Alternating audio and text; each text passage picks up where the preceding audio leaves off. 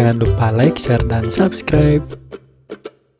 Halo teman-teman semua, balik lagi di channel Guru Kelas. Nah, dalam video kali ini Kak Ari akan memberikan pembahasan mengenai uji kompetensi bab 1 mengenai sistem organisasi kehidupan makhluk hidup, di mana materi ini ada di pelajaran IPA kelas 7 semester 2 dengan kurikulum 2013. Mari kita simak. Oke, soal yang pertama, di sini ada gambar sel. Nah, jawablah pertanyaan-pertanyaan berikut dengan benar. Nomor 1, nah, perhatikan gambar sel di bawah ini dan identifikasilah bagian-bagiannya. Oke, di sini ada keterangan A sampai N. Nah, kita disuruh mengisi mengisi dari bagian-bagian organel sel tersebut. Oke, yang pertama ini A. Yang A ini merupakan gabungan dari B, C, D, yaitu merupakan nukleus atau inti sel. Kemudian yang B merupakan porinukleus. Kemudian yang C ada nukleolus, yang ini ya, nukleolus. Nah, yang ini yang hitam ini. Kemudian yang D ada selubung nukleus, yang ini. Oke. Ini merupakan bagian dari inti sel. Kemudian lanjut ke E, di sini ada retikulum endoplasma kasar atau yang sering disingkat menjadi RE kasar, yang ini. Kemudian yang F, di sini ada retikulum endoplasma halus, yang ini berdampingan ya, dekat dengan RE kasar, RE halus ini. Kemudian yang G, yang G ini besar ya, yang besar ini, yang G itu merupakan vakuola. Kemudian yang H, yang H ini ya, yang H ini merupakan sitoplasma. Sitoplasma itu cairan yang ada di dalam sel. Kemudian I, yang I ini merupakan kloroplas, yang ini. Nah, ini kloroplas ya. Sini kloroplas, di mana kloroplas ini ada di sel tumbuhan. Kemudian yang J merupakan dinding sel. Kemudian K, yang K ini yang berdampingan dengan dinding sel, yaitu membran sel. Kemudian yang L ini, yang ini nih L ya. L ini merupakan mitokondria, yaitu tempat berlangsungnya proses respirasi sel. Kemudian ada M ini ada peroksisom. Kemudian ada yang N ini ada badan Golgi atau yang disebut juga aparatus Golgi. Nah, inilah beberapa organel sel yang ada di dalam gambar ini ya. Ada A sampai N. Nih, secara lengkapnya seperti ini. Untuk fungsinya silahkan tonton video sebelumnya mengenai materi sistem organisasi kehidupan. Oke, kita lanjut ke nomor 2. Apa yang terjadi dengan sistem organ tertentu jika salah satu organ penyusunnya mengalami kerusakan? Dapatkah sistem organ tersebut berfungsi dengan baik? Nah, jawabannya yaitu tidak.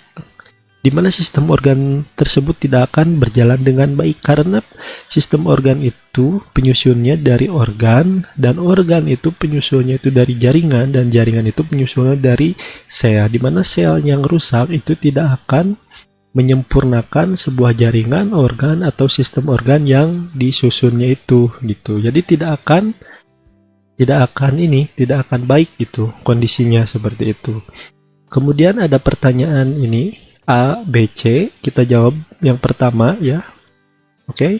Yang A ini bagian sel manakah yang menjadi penentu sel tersebut menjadi sel hidup atau sel mati? Nih, di gambar ini manakah ya yang menjadi penentu sel hidup? Sel itu hidup atau mati. Oke. Jadi di antara bagian-bagian organel sel yang terpenting itu yaitu bagian A, yang disusun oleh bagian B, bagian C, dan bagian D. Ada pori, kemudian ada ini nukleolus ya, kemudian ada membran atau pori juga tadi. Oke. Nah, untuk bagian yang terpenting dalam sel itu yaitu bagian A atau yang disebut dengan nukleus atau inti sel ya. Nukleus ini yang menjadi penentu sel tersebut menjadi sel hidup atau sel mati, di mana peran atau fungsi dari inti sel ini adalah pengendali ya, maksudnya pengendali aktivitas sel, di mana pengendali itu yaitu yang mengatur atau otak dari seluruh sel ya. Jadi sel ini mempunyai otak atau mempunyai pengendali, nah yang dinamakan dengan nukleus, di mana jika nukleus dinyatakan hidup atau mati ya, maka sel itu berarti tidak hidup atau mati, mengalami kerusakan. Lanjut ke nomor 2, apa yang terjadi apabila organ yang ditunjuk dengan huruf I ya, ini ya, kalau nggak salah pada gambar 1.21 tidak berfungsi dengan baik. Huruf I ini yang ini, di mana organ yang ini dinamakan dengan kloroplas, di mana kloroplas ini ada di sel tumbuhan. Nah, yang terjadi apabila organ yang ditunjuk dengan huruf I ya, yaitu kloroplas, nah pada gambar 1.21 tidak berfungsi dengan baik adalah di mana proses fotosintesis ya pada tumbuhan akan terganggu. Nah, inilah betapa pentingnya organ-organ sel ini harus berfungsi dengan baik, termasuk dengan kloroplas pada sel tumbuhan. Jika tidak baik atau jika mengalami kerusakan atau terganggu, maka si sel tumbuhan ini tidak dapat berfotosintesis dengan baik. Lanjut ke nomor C. Bagian manakah yang disebut dengan dinding sel? Mengapa sel ini memiliki dinding sel? Jelaskan. Oke. Jadi yang dinamakan dengan dinding sel ini yaitu bagian J ya. Ini bagian J, ya ini dinding sel. Di mana dinding sel ini berfungsi ya untuk melindungi organel dan bagian dalam sel tersebut. Nah, kemudian pertanyaan mengapa sel ini memiliki dinding sel? Karena sel ini merupakan sel tumbuhan, berfungsi juga dalam mengokohkan struktur sel dari tumbuhan tersebut. Nah, jadi jawabannya sudah tahu ya. Jadi yang dinding sel ini yang ini fungsinya sebagai apa? Mengokohkan struktur sel, kemudian melindungi organel bagian dalam sel. Kemudian mengapa sel ini memiliki dinding sel? Karena ini merupakan sel tumbuhan. Lanjut ke nomor 3. Perhatikan gambar sistem pencernaan di bawah ini. Nah, sebutkan bagian-bagian yang diberi tanda dengan huruf A dengan R sampai R ya. Oke, ini merupakan sistem ya, gambar dari sistem pencernaan. Nah, kita harus mengisi lagi seperti tadi dari A sampai Q ya. Oke, kita bahas satu-satu.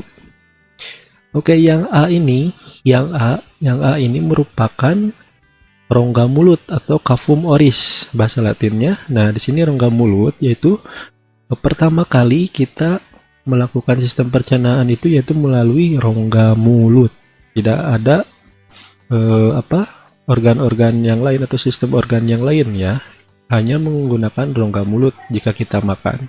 Kemudian setelah masuk ke rongga mulut, masuk ke kerongkongan atau yang disebut dengan esofagus, yang ini B. Kemudian yang C, di sini ada lambung atau yang disebut dengan stomach atau gaster ya. Nah, di sini lambung. Kemudian yang D ini, nah di sini ada hati atau yang disebut juga liver bahasa Latinnya. Kemudian yang E di sini, ya yang ini E ya, ini nih, yang kecil ini panahnya ke sini, dimana yang E ini merupakan limfa atau spleen. Kemudian yang F ini yang F ini merupakan kantung empedu atau yang disebut juga gallbladder ya. Oke, kemudian yang G di sini ada usus 12 jari atau disebut dengan duodenum.